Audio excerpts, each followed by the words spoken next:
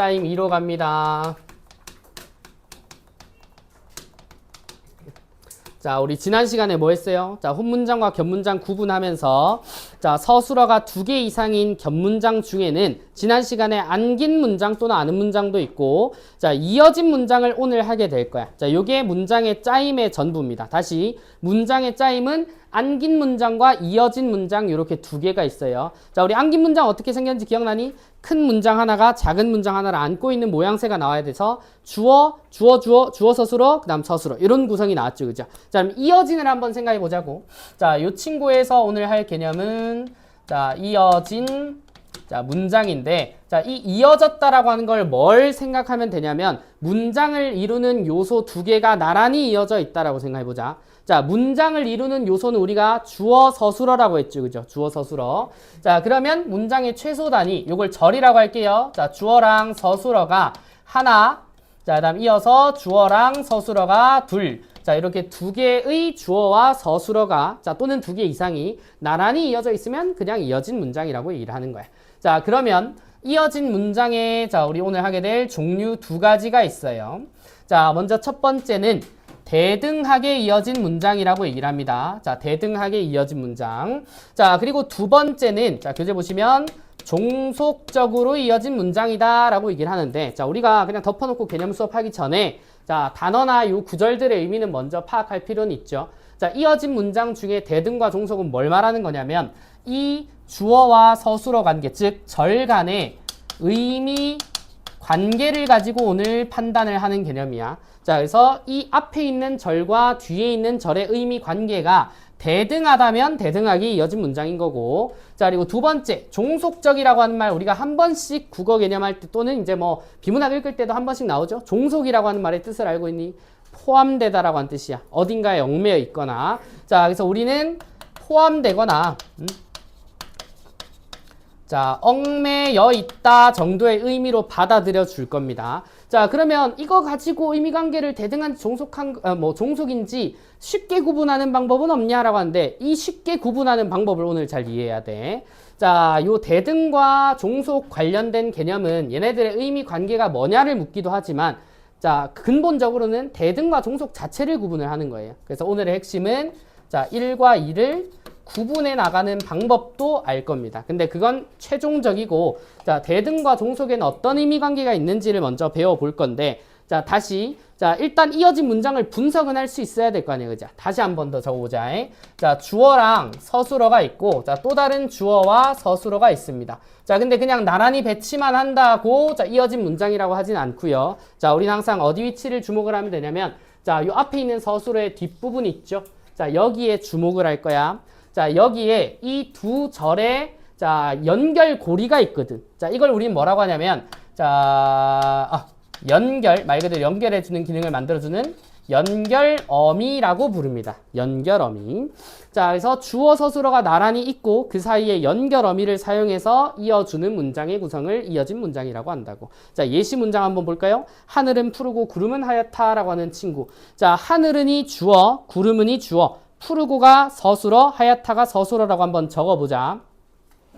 하늘은이 주어, 구름은이 주어, 푸르고가 서술어, 하얗다가 서술어. 자, 주어 서술어를 이제 찾아내는 방식은 조금씩 생략하면서 갈 겁니다. 어쨌든 자, 여기를 이어주면 하늘은 푸르고를 이어주고 자, 그다음 구름은 하얗다를 이어줄 거라고. 자, 그러면 앞에 있는 서술어가 푸르고지. 자, 요걸 형태소 분석 한번 해보자. 자, 푸르다라고 하는 말 뒤에 고라고 하는 어미가 결합을 해요. 자, 그러면 어간 뒤에 있는 이 어미, 고가 바로 연결 어미가 된다는 소리야. 자, 요렇게 먼저 이해를 했다면 자, 이번에는 얘네 둘의 의미 관계를 알려드릴게요. 자, 먼저 대등하게 이어진 문장은 3가지 의미 요소가 있어. 자, 나열이라고 하는 말이 있고요. 자, 대조라고 하는 의미가 있고 자, 그다음 선택이라고 하는 친구가 있어요.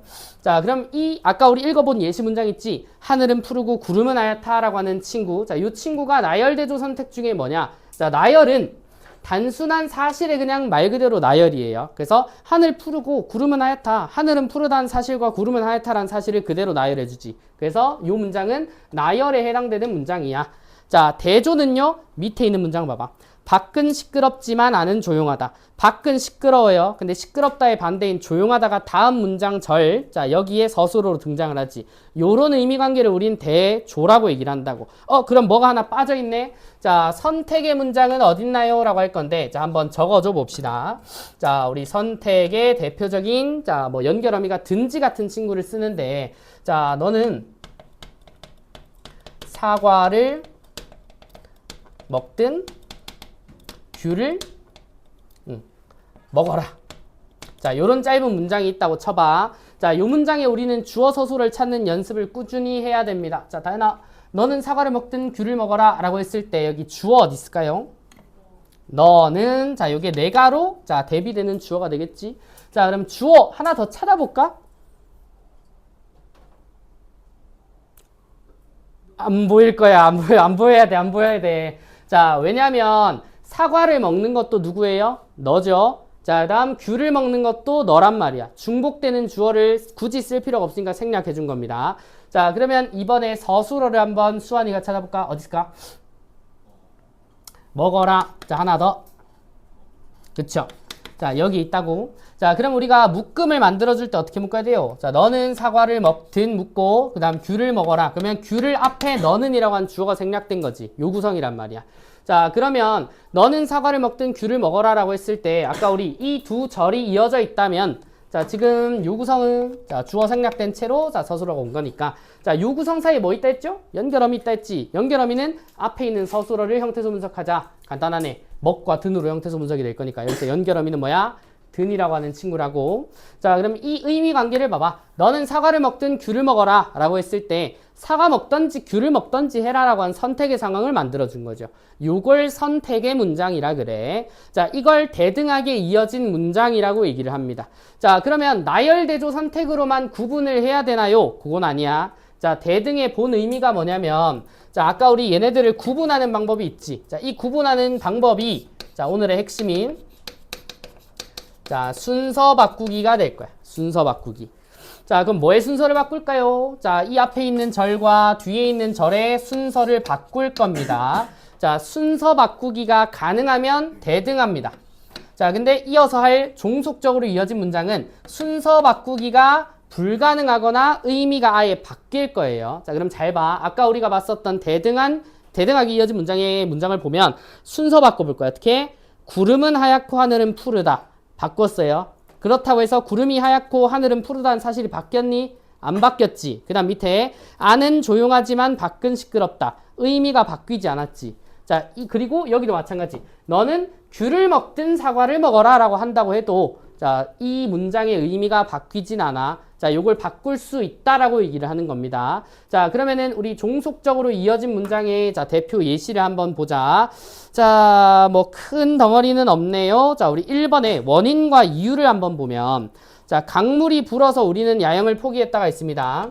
자, 저는 한번 써볼게요. 자, 강물이 불어서 자, 그 다음 우리는 야영을 포기했다.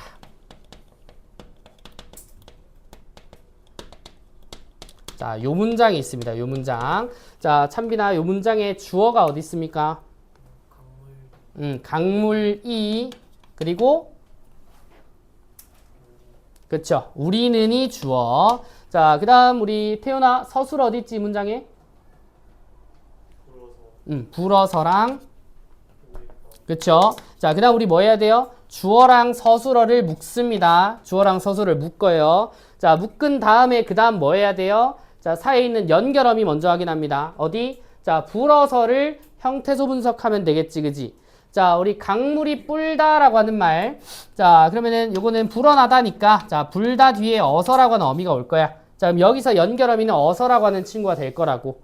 자, 아직 의미관계 안 본 겁니다. 자, 근데 이 친구가 종속적으로 연결된 문장이라는 걸 이어진 문장이라는 걸 우리가 구분할 때는 자, 요 앞과 뒷절의 순서를 한번 바꿔봐요. 대신 이 어서는 고정돼야 됩니다. 어떻게 해요? 우리는 야영을 포기해서 강물이 불었다. 이렇게 봐야 돼. 자, 잘 봐.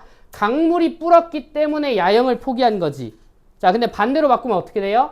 야영을 포기해서 강물이 쁜 거야. 자, 너네들이 강으로 놀러 갔다고. 응? 우리 지금부터 야영을 포기하자 라고 하면 갑자기 강물이 불어나기 시작해야 돼. 이 문장이 맞니?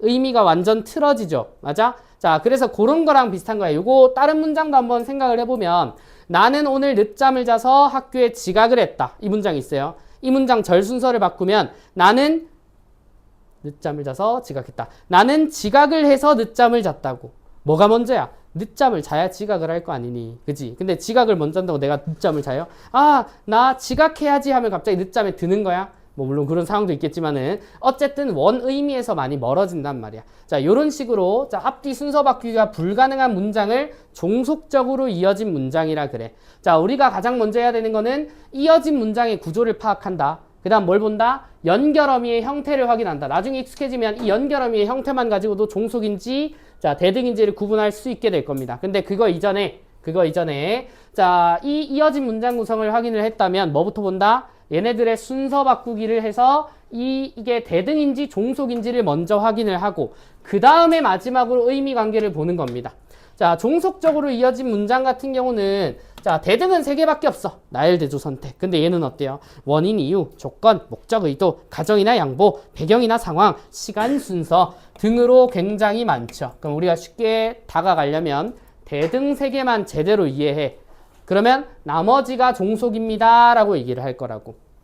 자, 우리가 웬만하면 이걸 내신 대비해서 직접적인 개념을 묻지는 않을 겁니다. 그러면 우리가 이 문장의 구성을 파악하고 대등인지 종속인지 구분 정도만 할 수 있으면 실제로 모의고사에서도 그 정도까지만 알아도 풀리는 게 거의 대다수일 겁니다. 너무 깊게 들어가려고 하다가 이 단원의 본질을 놓쳐요.